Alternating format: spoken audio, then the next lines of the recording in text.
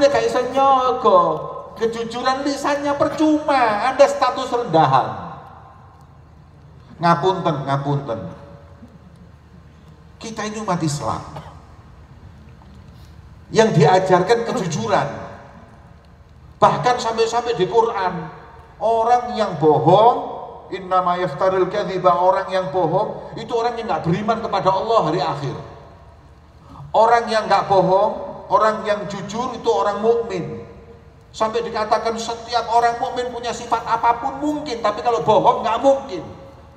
Pokoknya Quran dan hadis ini menghinakan kebohongan sehina-hinanya. Tapi anehnya kita umat Islam justru sering bohong. Aneh hadirin. Lah yang saya heran, kalau sampean ke Eropa, sampean ke Australia, kebohongan itu kalau ketahuan aib. Apalagi di Belanda. Orang itu kalau bohong, ketahuan, itu kayak orang yang berbuat kriminal. Sampai-sampai ndelok film-film barat itu. Kalau dibohong itu kecewanya mati-matian. Karena kebohongan buat mereka itu adalah sesuatu kriminal yang besar. Loh, kok aneh? Padahal mereka itu, maaf, banyak yang nggak punya agama, ateis, tapi malu untuk berbohong. Kita muslim kok gampang goro. Ini waduh penyakit tadi. Sekarang ini yang suka bohong, satu, pejabat ada yang suka bohong, ulama ada yang suka bohong. Ini gimana nih nyari kejujuran? Padahal Nabi SAW beliau mengatakan bahwa yang namanya kebohongan yahdi ilal fujur. Kebohongan itu menggiring orang dalam kenistaan, kehinaan. Wal fujur yahdi ilan nar. Ya, orang yang apabila berbuat kenistaan tergiring ke neraka. Senantiasa seseorang berbohong hatta yuktaba indallahi kadzaban, sampai ada orang yang tukang bohong disestempel oleh Allah pendusta. Khusus gak ono agama sing ngelarang goro kaya Islam. Tapi kenapa sekarang ini jadi kebohongan kok hal biasa? Khususnya kita, kopiahan sarungan goro, waduh rek tambah duwe menamanya. Hei, ateis gak duwe agama iku lho isin goro. Kita kok malah bohong. Makanya status kita ini nggak naik. Status kita nggak bisa naik, kenapa? Karena kita ini masih suka bohong. Membiasakan hal bohong. Kalau bohong diketawain. Na'udzubillah min dzalik. Ini yang pertama, sodukil lisan. Kata Nabi, orang yang statusnya menengah ke atas, sodukil lisan. Yang kedua, mahmumul qalb. Sahabat tanya, mahmumul qalb itu apa ya Rasulullah? Jawaban Nabi, at-taqiyun naqiyyu la ithma fihi, dalam riwayat la ithma alaih wala baghya wala ghilla wala hasad. Yang pertama at-taqi, orang yang paling afdal di antara kita yang dalam hatinya punya rasa takut sama Allah. Itulah orang yang bertakwa, at-taqi. Ya. Taki itu orang yang bertakwa. Dalam hatinya ini ada rasa takut sama Allah. Lapo-lapo itu wedi ya Allah. Ini orang paling afdol. Gak ada duanya. Percuma duitmu, percuma jabatanmu, percuma popularitasmu, percuma pujian orang kepadamu kalau di hatimu gak punya rasa takut sama Allah. Taki. Yang kedua naki. Runaki. Merek banyu yo naki. Nggih, bareng iki merek naki. Foto hadis Nabi, naki itu artinya bersih. Hati yang naki, yang bersih. Apa hati bersih? La ithma alaih, au la ithma fihi.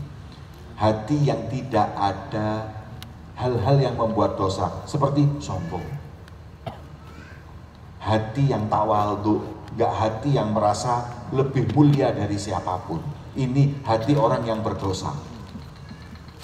hati orang yang rendah hati. La ithma alaih wala baghya, tidak punya sifat kejam, dolim. Artinya orang yang afdol yang justru punya hati rahmat, kasih sayang. Orang kalau nggak ada kasih sayang dengan orang lain, itu berarti hatinya ada baghi. Lah itu hati nggak baik. Yang statusnya tadi itu kata Nabi afdolun nas, itu orang yang hatinya punya sifat kasih sayang. Makanya sifatnya wali itu yang pertama itu rahmah. Hati itu rahmat. Jangan lagi sama orang muslim, jangan lagi sama orang yang taat, sama orang ahli maksiat dan kafir pun mereka berharap agar mereka selamat. Nih.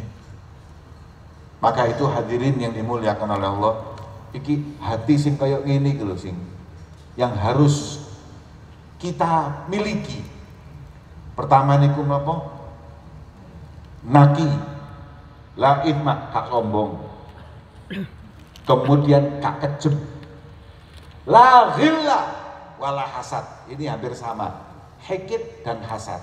Tidak punya dendam dan tidak ada iri atas kenikmatan yang ada pada orang lain.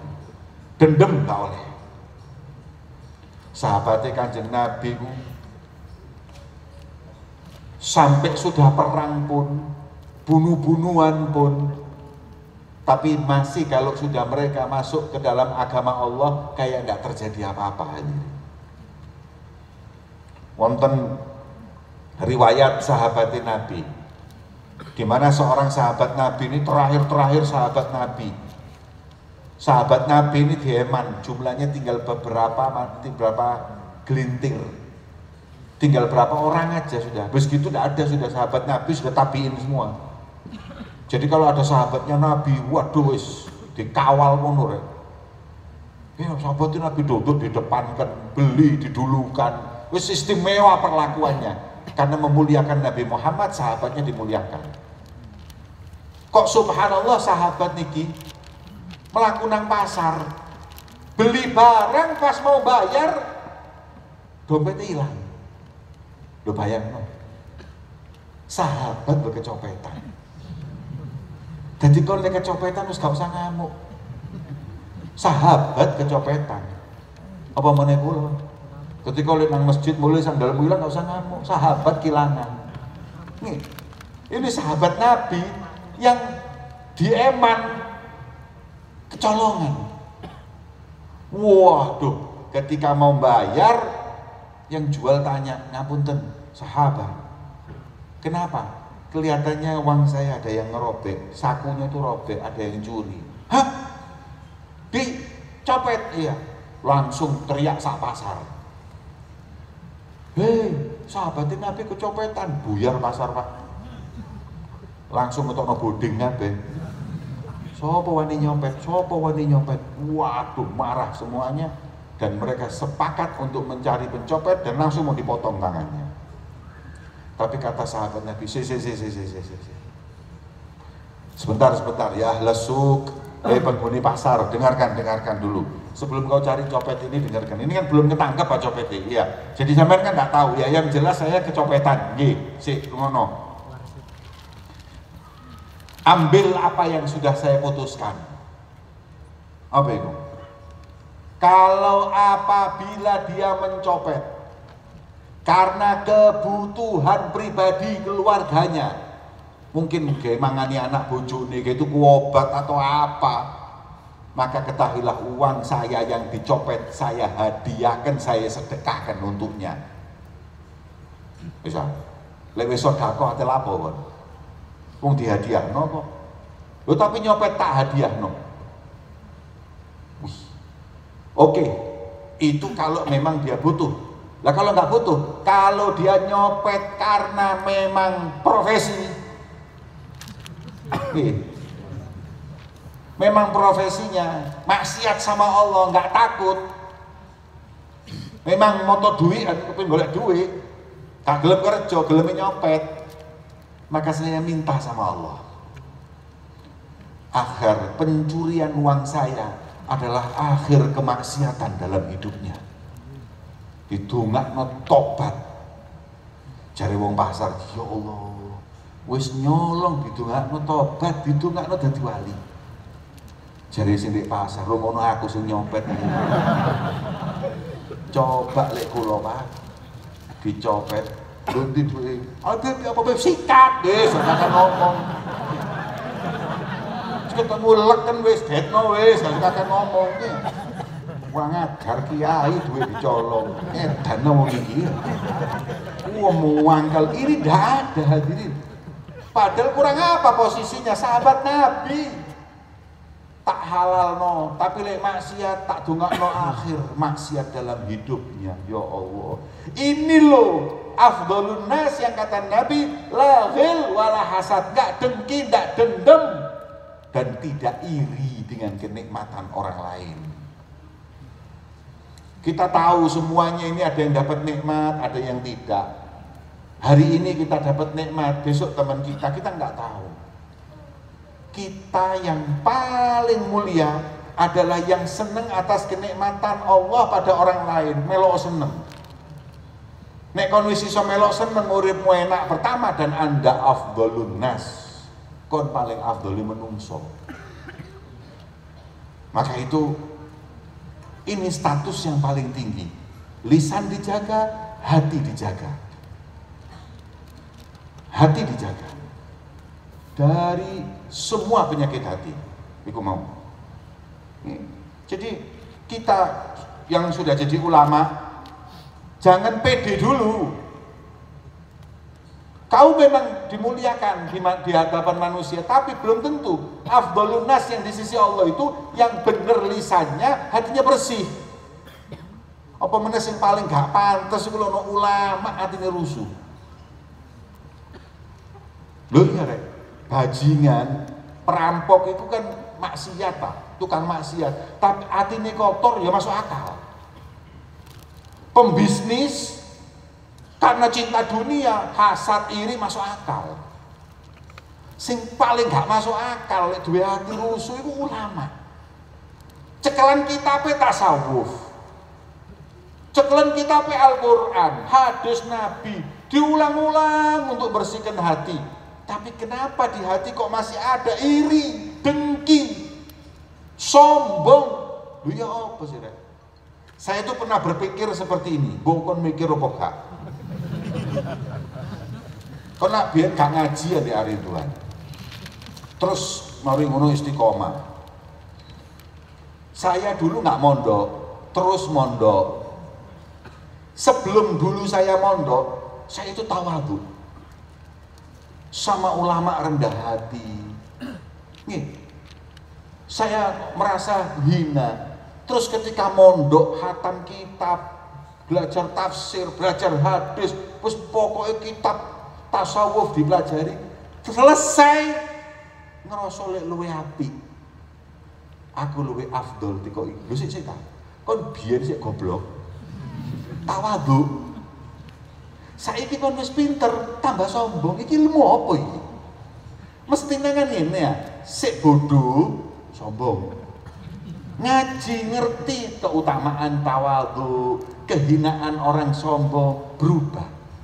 Akhirnya dia jadi tawadhu setelah ngaji. Kayak kon biyen sadurunge ngaji ndek Ridwan niku polos.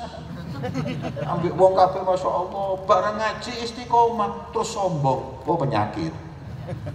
Mestine kon biyen niku sombong sih. Begitu ngaji tawadhu, itu berarti ilmu manfaat. Saya mondok juga mestinya begitu.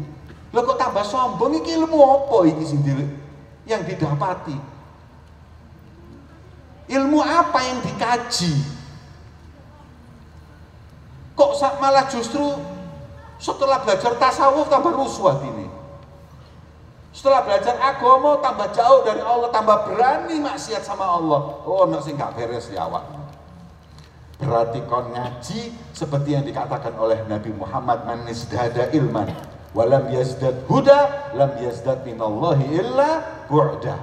Orang yang ilmunya nambah tapi nggak tambah dekat sama Allah, nggak nambah takut sama Allah, maka nggak bertambah ilmu kecuali bertambah jauhnya dia dari Allah Subhanahu wa Ta'ala. Terus ayo unggahno statusmu, naikkan statusmu, jangan mau statusnya merendah atau status menengah. Anda harus majelis taklim Ar-Ridwan statusnya harus menengah ke atas. Dengan apa? Ngumpulkan uang sebanyak-banyaknya? Enggak. Ngumpulkan gelar sebanyak-banyaknya? Enggak. Pertama jaga lisan, ojo goro. Aib, bohong. Karena Allah benci dan Nabi-Nya benci. Yang kedua, bersihkan hati. Jangan ada sombong. Yang rahmat, yang kasih sayang. Yang takut sama Allah. Jangan iri dan dengki kepada siapapun dari hamba Allah. Kalian afdhalun nas. Statusmu menengah ke atas. Walaupun duit pas-pasan, walaupun follower gak ono, walaupun gak duwe titel apapun, gak apa-apa. Status dunia ini ditinggal, tapi status tadi afdhalun nas adalah status yang lengket terus untuk orang tersebut dikubur di mahsyar sampai nanti di surga Allah Subhanahu wa Ta'ala. Mugi-mugi Allah angkat status kita dunia akhirat. Amin Allahumma amin. Terakhir saya mengucapkan ribuan terima kasih kepada kampus di Malang Gojojwara, Dr. Son Haji, Dr. Benyamin, dan Mas Muhammad, dan semua yang hadir, khususnya mahasiswa-mahasiswi yang hadir. Mugi-mugi kehadiran panjenengan jadi sebab insya Allah keberkahan ilmunya jenengan. Amin ya rabbal alamin. Wassallallahu ala sayyidina Muhammadin wa ala alihi wasallam. Walhamdulillahi rabbil alamin.